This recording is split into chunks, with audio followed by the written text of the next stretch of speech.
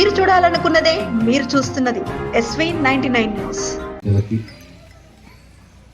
International yoga day శుభాకాంక్ష, అంతర్జాతీయ యోగా దినోత్సవ శుభాకాంక్ష.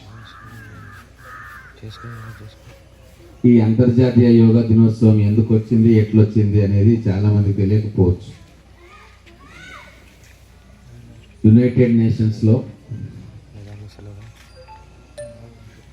మన భారతదేశానికి సంబంధించిన 5000 సంవత్సరాల చరిత్ర ఉన్న యోగాను ప్రపంచవ్యాప్తం చేయాలని చెప్పి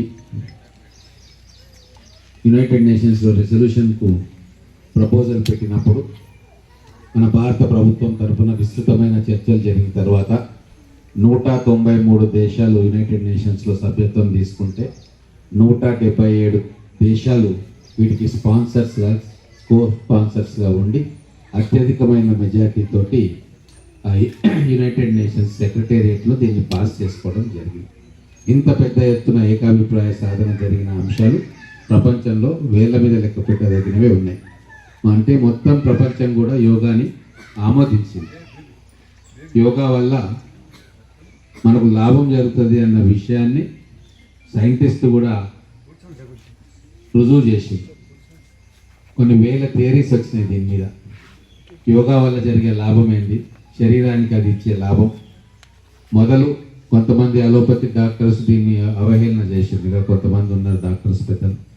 కానీ తర్వాత రీసెర్చ్లో ప్రూవ్ అయింది ఏంటి అంటే ఇంటర్నేషనల్గా ఎన్నో పేపర్స్ వచ్చినాయి.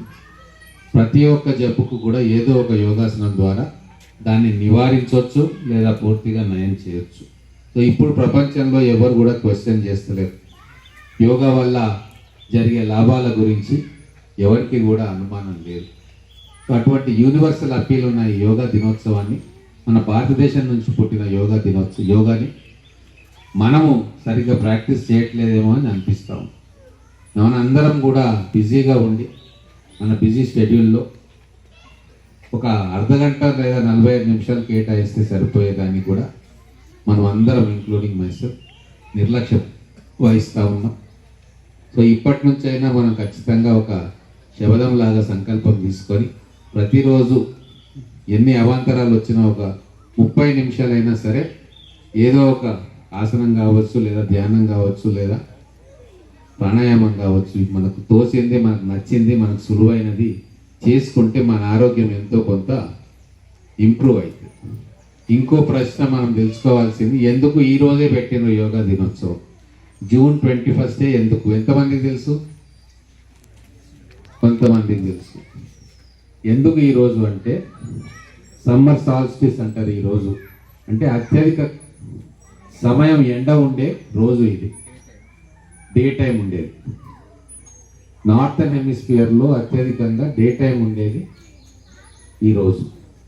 కాబట్టి ఈరోజు ఆ రోజు అప్పుడు ప్రధానమంత్రి గారు మోడీ గారు తర్వాత మిగతా పెద్దలు ఈ రోజు ప్రపోజ్ చేశారు. దీనికి ఒక చరిత్రాత్మకమైన కారణం ఉంది. సో ఇవన్నీ కూడా మనం తెలుసుకోవాలి. సంతోషం, ఈరోజు చాలా పెద్ద సంఖ్యలో అమ్మాయిలు వచ్చింది, చాలా పెద్ద సంఖ్యలో. ముఖ్యంగా అమ్మాయిలకు కూడా ఎన్నో సమస్యలకు ఈ యోగా ఒక పరిష్కారం అవుతుంది. కాబట్టి వాళ్ళు కూడా దీన్ని దైనందిన కార్యక్రమంలో ఒక భాగంగా చేసుకుంటే హెల్త్ కూడా చాలా ఇంప్రూవ్ అవుతుంది. పెద్దలు చాలామంది ఇప్పుడు పతంజలి యోగా కావచ్చు, ఇట్లా చాలా సంస్థలు, వ్యక్తులు, పండిత్ రవిశంకర్ గారు కావచ్చు, రామ్దేవ్ బాబా గారు కావచ్చు, ఇట్లా అనేక మంది వాళ్ళ పద్ధతిలో ఈ యోగాభ్యాసన చేయిస్తూ ఉన్నారు. ఎన్నో గ్రంథాలు వచ్చినాయి. మొదలు ఋగ్వేదంలో దీని ప్రస్తావన ఉండింది. ఇట్లా అనేక గ్రంథాలు ఈ యోగా గురించి మనకు అనేక రకాలుగా చెప్పింది. అంటే ఒకటే తీరుగా చేయాల్సింది కాకుండా రకరకాల పద్ధతుల్లో అక్కడ ఉన్న దేశకాలమాన పరిస్థితులు, క్లైమేట్ని అనుసరించి వ్యక్తుల యొక్క ఆరోగ్య పరిస్థితిని బట్టి రకరకాల పద్ధతుల్లో యోగా చేసుకోవచ్చు అని చెప్పి చాలామంది ఋషులు కావచ్చు, తర్వాత పెద్దలు కావచ్చు రీసెర్చ్ చేసి మరి మనకు అందించారు. ఇది ఒక సంపద, అమూల్యమైన సంపద. దీన్ని మనం కాపాడుకుంటూ మన పిల్లలకి ఇస్తూ వాళ్ళ ద్వారా భవిష్యత్ తరాలకు ఇవ్వాలని చెప్పి కోరుకుంటూ మీరందరూ కూడా ఇంత పెద్ద సంఖ్యలో తరలి వచ్చి ఈ యోగా దినోత్సవాన్ని